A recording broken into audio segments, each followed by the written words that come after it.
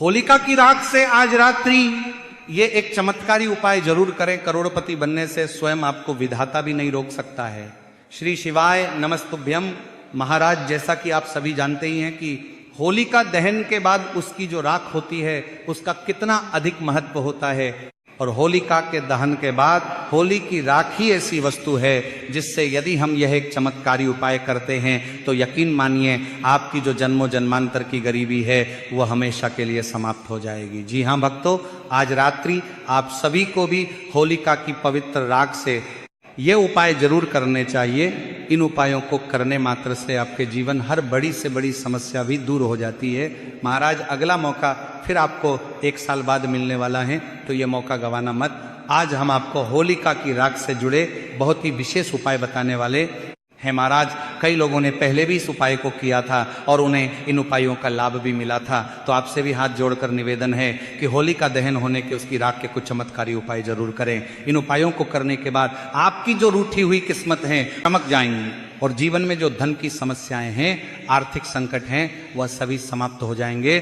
तो महाराज, आज की इस वीडियो में हम आपको बताएंगे कि होलिका की राख से कौन सा वह उपाय है जिसे कर लेने मात्र से घर की सारी समस्या दूर होने लगती है। जानेंगे सब कुछ इस छोटी सी वीडियो के माध्यम से।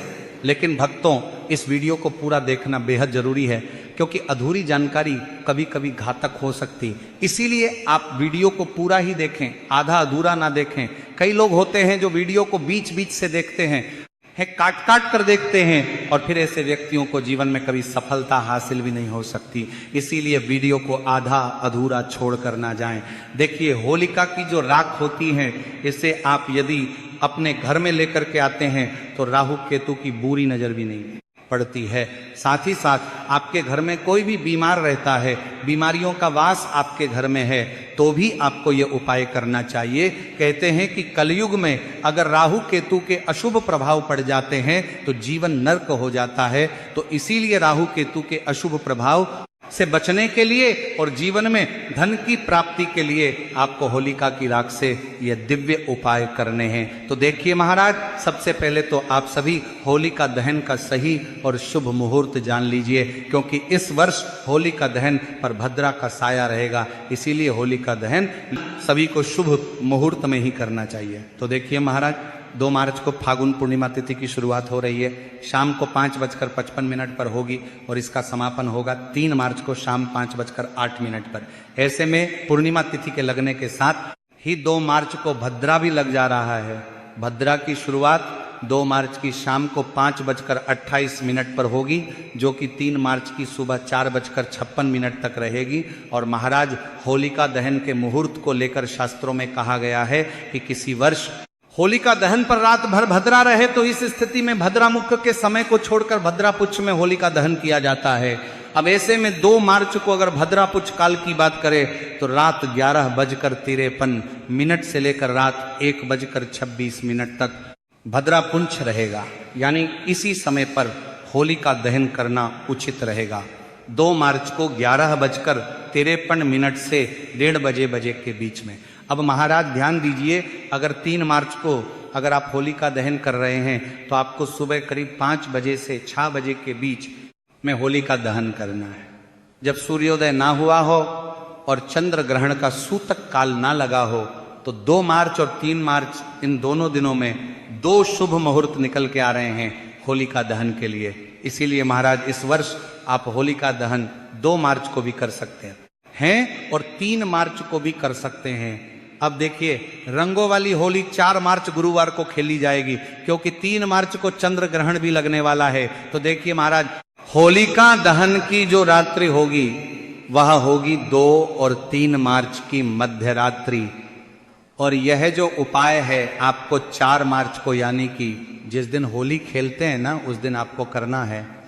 तो देखिए महाराज, सबसे पहला जो उपाय है आपको क्या करना है, 2 मार्च की रात्रि में या 3 मार्च की सुबह में, जब भी आपके वहां होलिका दहन हो या आपके घर के जो भी नजदीक है वहां पर आपको जाना है, और जहां पर भी दहन हो रहा है उसे अपनी आंखों से देखना है, और दहन के वहां पर आपको प्रार्थना करनी है कि कल यानी कि 4 मार्च को गुरुवार के दिन मैं आऊंगा और ये होलिका की राख में लेकर के जाऊंगा जो मेरे घर से, मेरे जीवन से नकारात्मक शक्तियों को दूर करेगी। ऐसी आपको होलिका दहन के समय अपने मन ही मन प्रार्थना करनी है।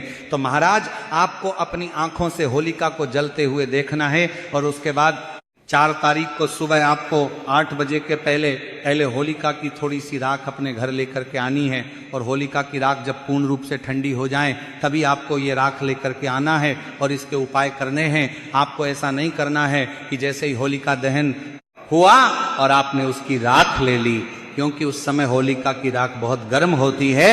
इसीलिए आपको 4 मार्च की सुबह होलिका की राख लेकर के आना है और फिर इसके उपाय करने हैं। तो महाराज सबसे पहले बीमारी से राहत के लिए पहले उपाय की बात करते हैं। यदि कोई व्यक्ति लंबे समय से किसी शारीरिक परेशानी से जूझ रहा हो और दवाइयों के साथ साथ आध्यात्मिक सहारा भी लेना चाहता हो तो होली की राख का प्रयोग श्रद्धा से किया जाता है। इसके लिए होलिका दहन के अगले दिन जब राख पूरी तरह ठंडी हो जाए तब साफ स्थान से थोड़ी सी राख ले आएं। उस राख को एक स्वच्छ डिब्बी में सुरक्षित रखें। जब प्रयोग करना हो तब स्नान से पहले एक कटोरी में थोड़ा स्वच्छ जल लें और उसमें 1 चुटकी राख मिलाएं। फिर उस मिश्रण को हाथ से हल्के हल्के पूरे शरीर पर या जहां तकलीफ हो वहां लगाएं।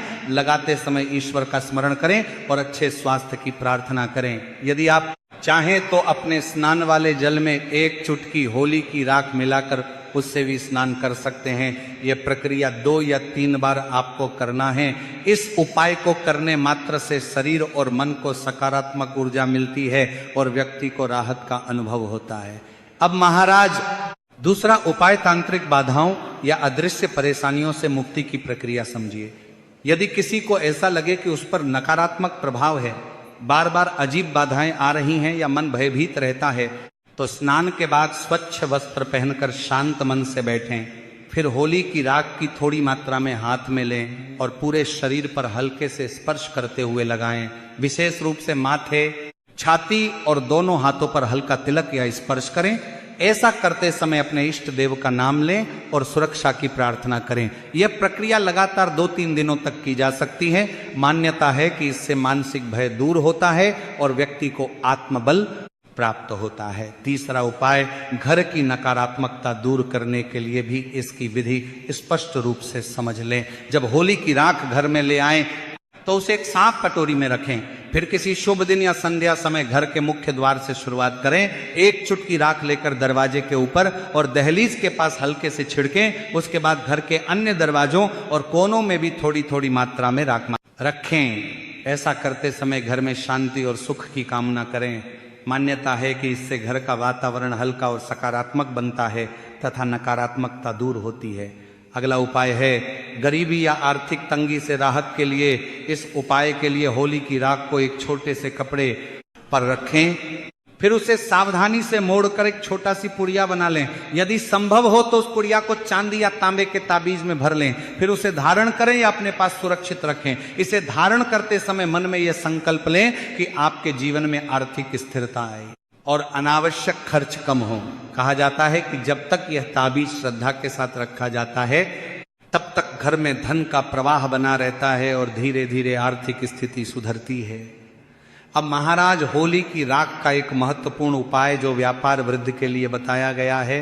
यदि किसी का व्यापार रुक रुक कर चल रहा हो, ग्राहक कम आ रहे हो या बार बार नुकसान की स्थिति बन रही हो, तो होलिका दहन के अगले